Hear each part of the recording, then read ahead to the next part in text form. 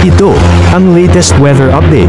Alamin ang pinakasariwang ulat panahon ngayon dito sa Information TV Educational Channel. Patuloy pa rin umiiral at nagdudulot ng mga pagulan ang southwest monsoon o habagat dito sa kanlurang bahagi ng ating bansa. Samantala, yung LPA or yung low pressure area naman na minomonitor natin ay huling namataan sa layong 240 kilometers silangan ng Virac, Catanduanes. At nagdudulot din po ito ng mga pagulan dito sa silangan ng Central at Southern Luzon, maging sa malaking bahagi din ng Visayas at Mindanao. And posible din po ito maging bagyo sa mga susunod na araw.